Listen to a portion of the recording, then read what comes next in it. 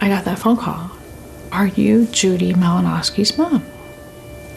And I remember thinking, what a strange question. And they said, this was the hospital and we have your daughter, that I should come now.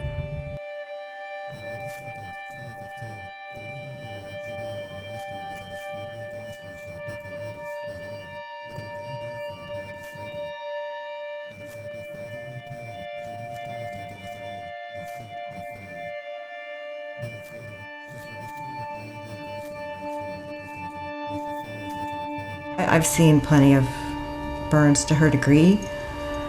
I can't say I've seen many that have survived. Judy was my firstborn. I remember it like it was yesterday. It was the happiest time of my life. And she was just my best friend.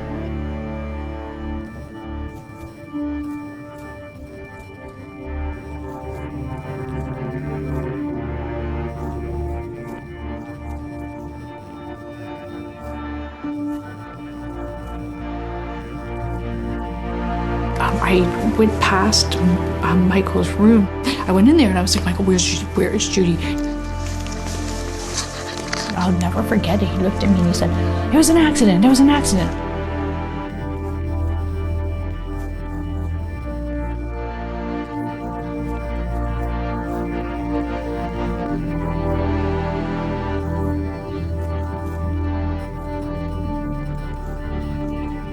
All I can remember is I just started screaming, tell me there's hope, tell me there's hope, tell me there's hope. And they wouldn't tell me there was hope. They wouldn't say anything.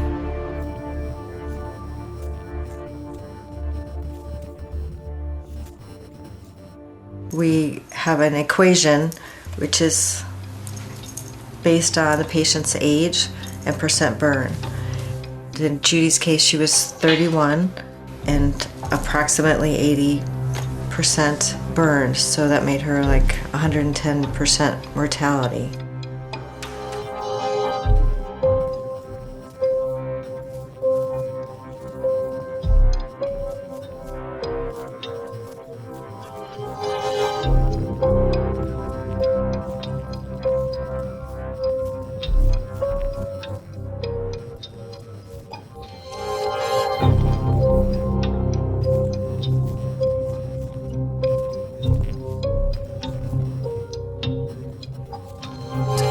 We were concerned with Judy passing and us not getting anything on the record.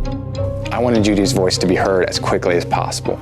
Doctors and nurses are looking at you like, do you want to bring this person out of sedation? Judy, can you hear me?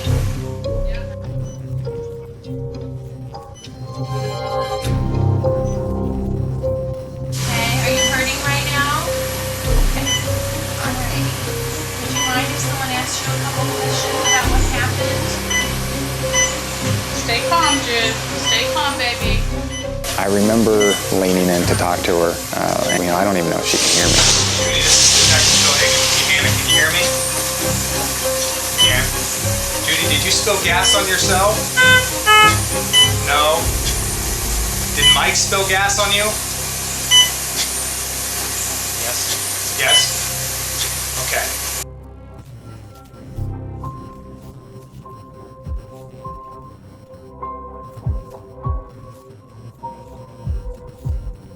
And the police said that they were going to arrest Michael. I didn't understand. So what, am I under arrest or something? Right now, yeah, you are under arrest. What am I being charged with? You're going to be charged with felonious assault and aggravated arson.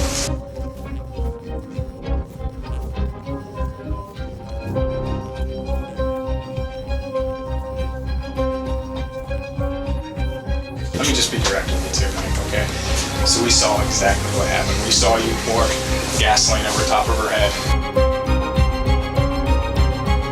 She stumbles to the ground. You lean over and light her on fire. We saw what happened. We know what happened. That's not the way that looks. We're arguing. She threw pop on my face, and then we was going back and forth with it. And then she come in and spit in my face, and I said, "Oh, wait here. You want to ruin my stuff up?" I said, "Here, boom, I'm gonna ruin your clothes." It wasn't to start her on fire or nothing. You know what I mean? It was just to ruin her clothes. Right, yeah. So we knew right away that he had lied to us. He had made several statements about how the gasoline got on Judy. And then he developed from there. Okay, I panicked, I lied about that, I shouldn't have. But she took her sweatshirt off, and it didn't even occur to me that there would still be gas there. Here's my attorney. In this case, where I thought that there was some doubt, was to whether he knowingly caused serious physical harm. I still have trouble understanding that someone could do that to another human being.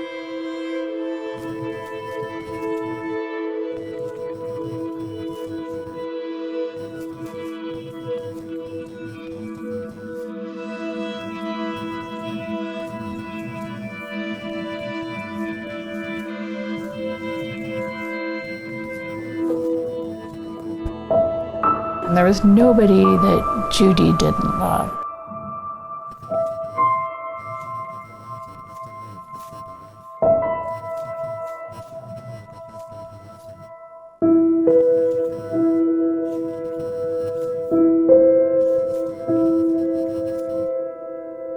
When I was a little kid, I would look at my mom, and I just want to grow up and be like her. People can just say, like, I love you, not always mean it. But for my mom, like, I always knew that she, like, actually loved me. We were playing the delay game. It sounds terrible, but we were basically waiting for Judy to die so that we could charge Mr. Slager with the homicide. And we got a call one day that she was awake.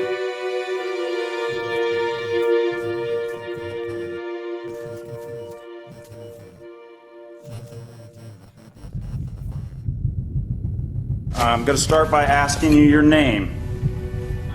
Judith Ann Malinowski. Do you know how many surgeries you've had? Over 50. And you're aware that you have coded 7 times, correct? Yes. You understand the prognosis is not good, correct? No. But you're fighting against it, right? Yes. It had to be explained to her that Mr. Slager was in jail. I remember her being emotional about that. She actually felt bad for Mike at that point.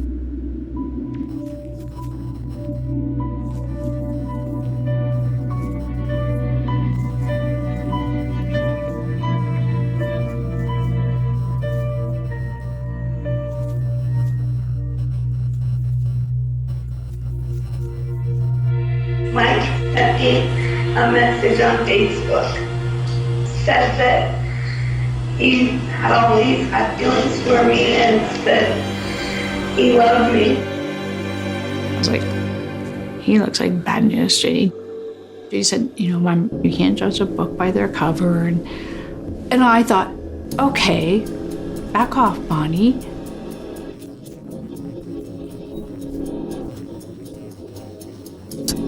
He has theft, domestic violence, menacing, aggravated menacing, making a false police report, domestic violence, aggravated menacing, assault, aggravated menacing, domestic violence, assault, domestic violence, assault, domestic violence, endangering children, domestic violence, endangering children, rape, which was, I think, pled down to a sexual battery.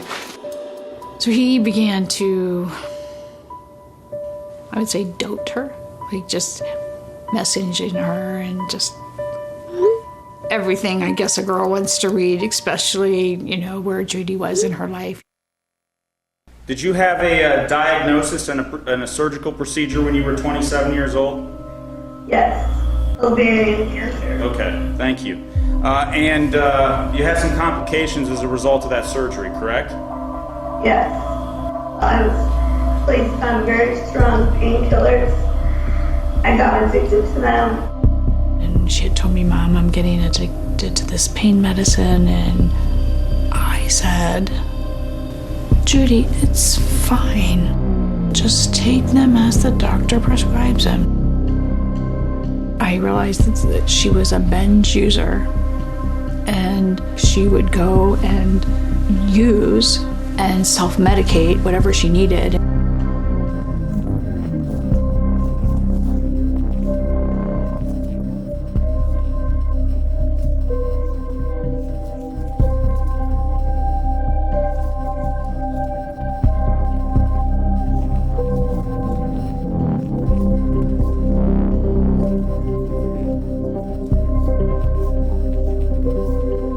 And she was going to meetings, like 3, 4, 5 meetings a week. They got her on the right track, and now she's living with the girls.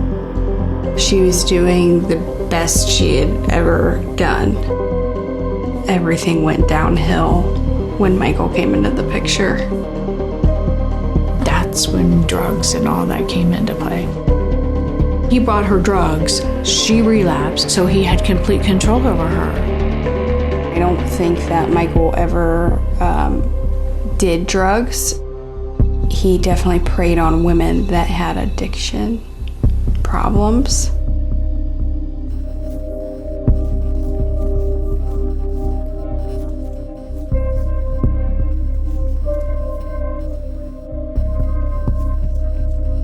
Judy had called me when he had choked her before, and I can remember her being so scared of him. She hid in hotels, left her own home. Judy calls the police multiple times over the course of the relationship, telling them that she's being abused by her boyfriend. What Judy doesn't know is that Michael is also calling the cops on her every time something happens, covering for himself, painting a picture to the cops of a concerned boyfriend. He knows what he's doing. He's intelligent, he's calculating. Near the end of May of 2015, I had a lengthy conversation with Judy. She flat out said that if she left him or he found out about this conversation, that he would kill her. And then the call disconnected after that. It's spring of 2016 when Judy wakes up in the hospital. For the first time since the attack, Judy's daughters will get to see her, along with her siblings. They know the shock they're about to get, and yet... When I walked in, I definitely was like, that's not my mom. You just don't believe that that's who they're telling you it is. The surgery was in a hospital bed. And the surgery said, everything's gonna be alright. And when she asked me for a hug, I said, no, you're hurt. I didn't want her to get hurt.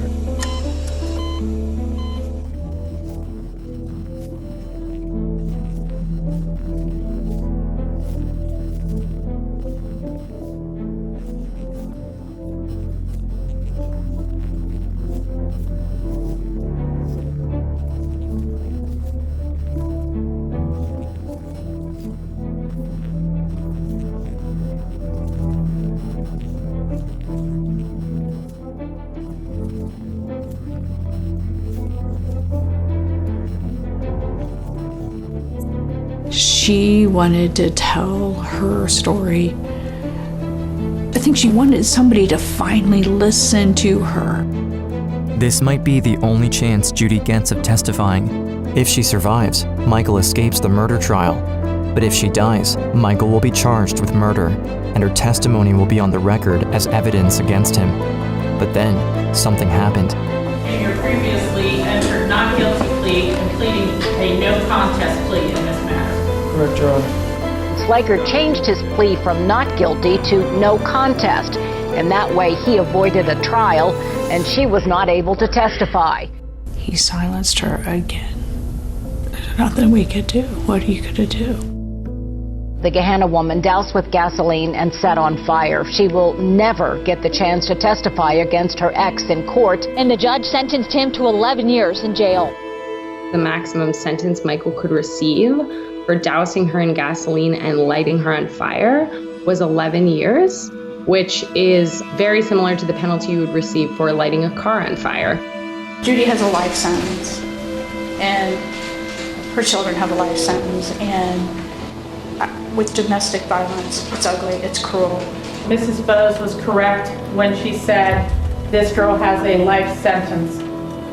And you've done it, and you haven't been sorry. You've done all the things that really show what a despicable individual you are. You really do seem like one of those people that have no soul, and you need to be incarcerated. That's all I have to say. Take him out. I can't. It's not fair. It's so hard when he just isn't even remorseful for anything. I don't mean to break down. I'm sorry. I'm trying so hard to stay strong, but it's just so hard.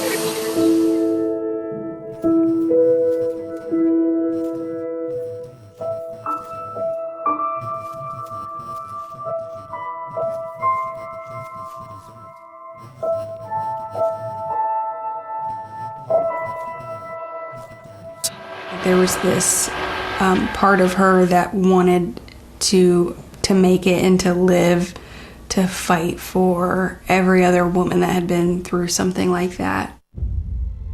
And she was willing to do whatever she needed to do to help change the law.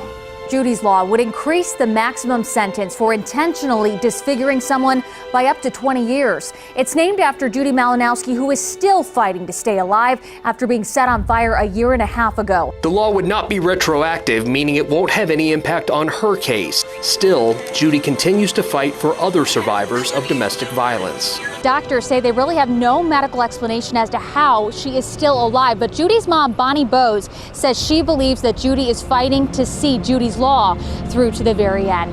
All Judy wanted to do was help people. She fought so hard to help people and for justice. This is a miracle that she survived that with her spirit intact, her will to want to help other people intact. I just think her body was giving out before her spirit.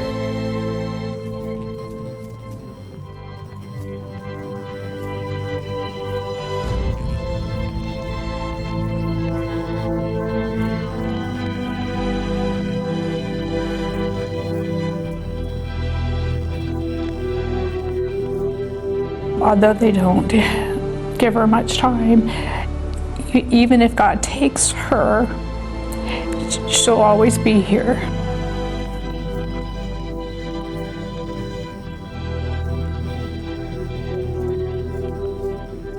And that's when they approached Judy about testifying to her own homicide. It was a long shot because it had never been done. Nobody had ever testified to their own homicide in the United States. It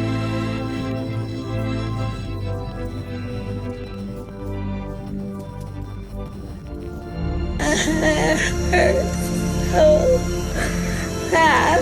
I don't want to do it. I have to. As a mother, you know your child, where was her limitation? Could she do this even though her intentions were good?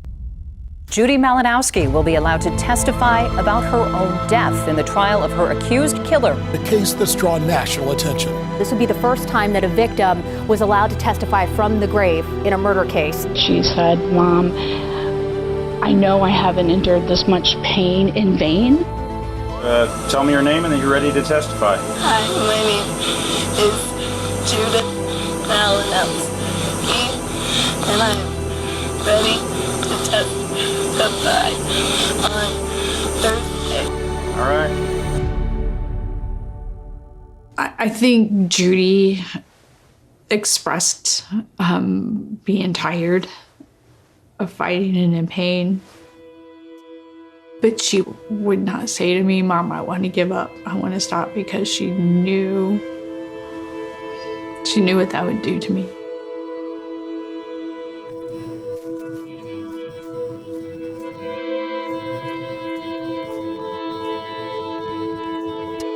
Judy Malinowski's mom, Bonnie Bowes, told me in an interview Tuesday her daughter's body can't take much more. So they asked me to sign these papers, and I said, no, I will not sign these hospice papers. She said, Mom, I will. And she put an X. And I know Judy, because Judy would have normally tried to do a J, and she just put an X and handed it back. I said, okay, Judy, I'll hold your hand until Jesus takes the other.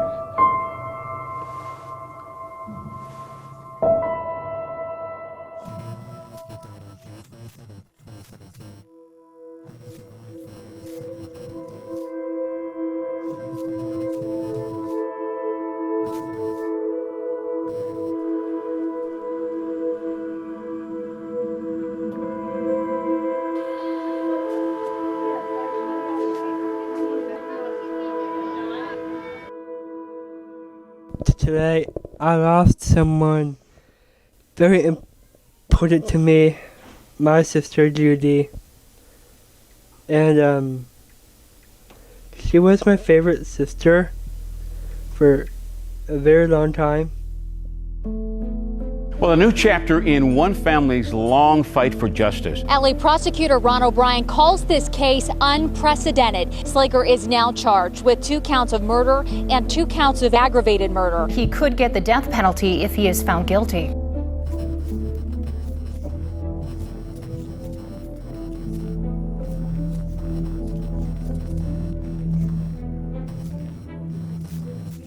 We'll fight like heck to keep that testimony of the victim excluded from any jury trial.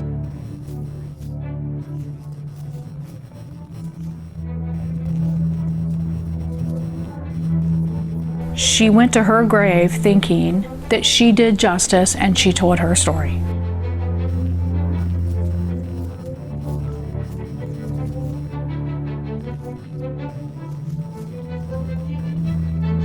A criminal defendant's right to confrontation is of paramount importance. But the defendant in this case did have an opportunity to confront the accuser. Thank you, God. A potential historic decision. Today's judge's ruling makes her the state's first murder victim to testify at her killer's trial. New hope for Judy Malinowski's family that not only justice will be served in her death, but that her own voice will be heard in court.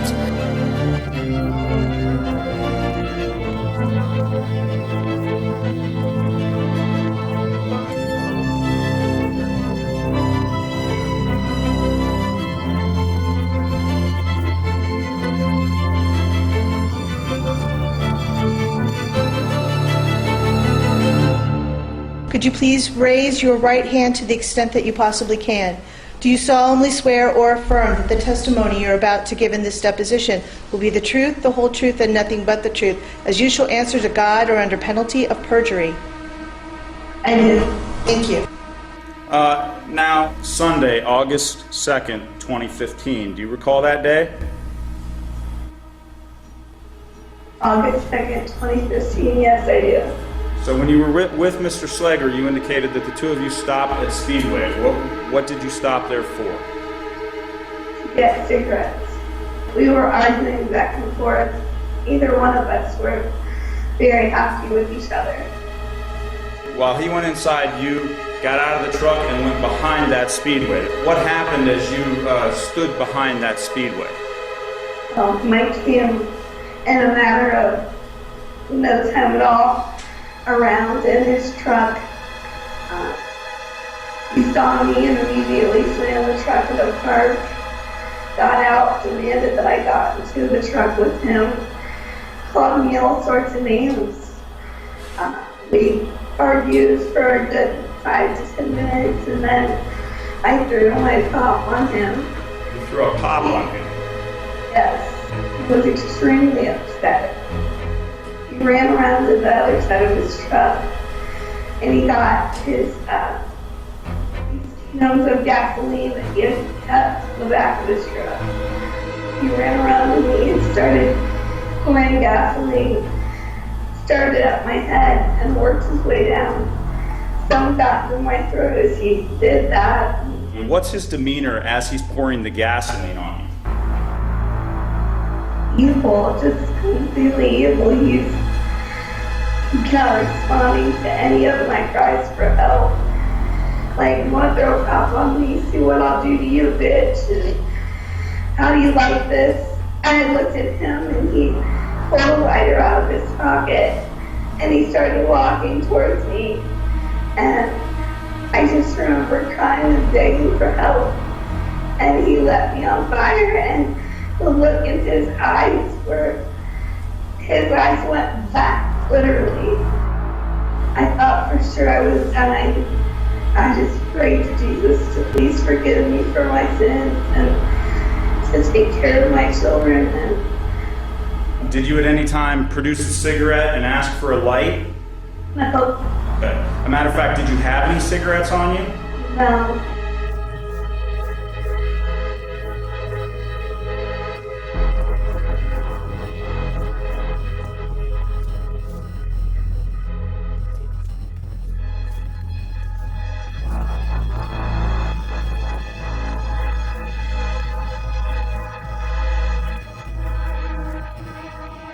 Can you tell us what you were wearing that morning of August the 2nd? I don't remember. You remember getting dressed that morning? No, I don't. I don't remember a lot of things, but I wish that. It'd be fair to say that the trauma you suffered has affected your memory? Yes. Say that it has affected your ability to recall events accurately. I regret that. You agree that because of the trauma that you have suffered, your ability to recall events accurately has been compromised? My ability to what? Recall events. Remember things.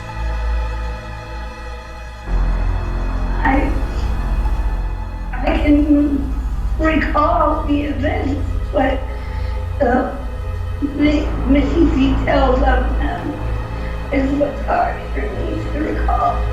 You have to understand, on August 2nd, I was set on fire, thrown on the ground, and burnt to 95% of my body. I understand. I appreciate that. Ma'am, I just remember walking out thinking, that was awful. That was horrible. I didn't want to do it. I felt bad for her from day one. I mean, I absolutely felt bad for her. 3 hours of questioning. I couldn't interrupt. I couldn't knock on the door and see if she was okay.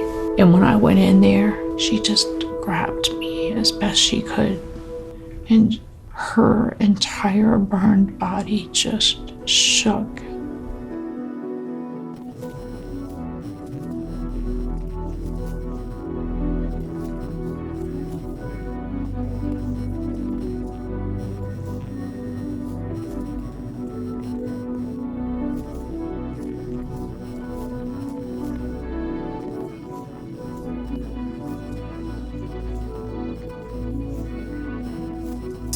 Judy, I would just like you to state here, if you were to die from your injuries and Mr. Slager were to be convicted of having done that, I want you to tell a future judge what you want to see happen to Mr. Slager.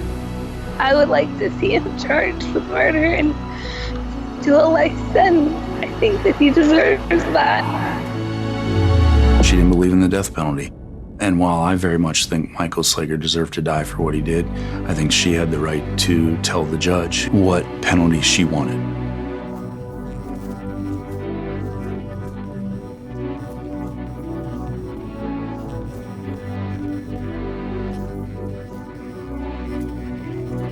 Sir, what's your plea to one count of aggravated murder without the capital specification. Guilty. You understand that it is a complete admission of guilt in this case. Yes, sir.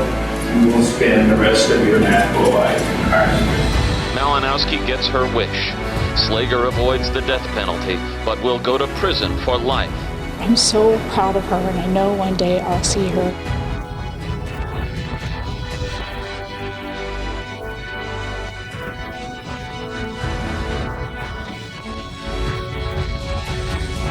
My mom taught me that you could stand up to anybody.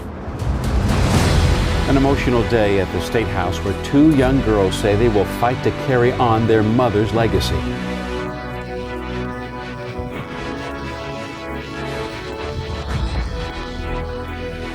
A brave young girl stood up for her mother. Caitlin Malinowski testified before a Senate committee. Hello, Mr. Chairman and Senate Committee. My name is Caitlin Malinowski. I am Judy's daughter. Please pass my mom's law, because together we can prevent this from happening to other families. If the bill passes, her memory will live on through Judy's law, We know that our mommy did not suffer in vain. extending the sentence by 6 years for cases like Judy's where an accelerant like gas is used.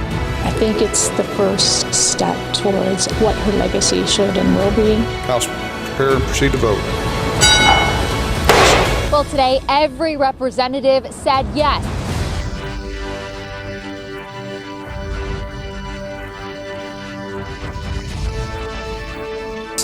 She was really brave.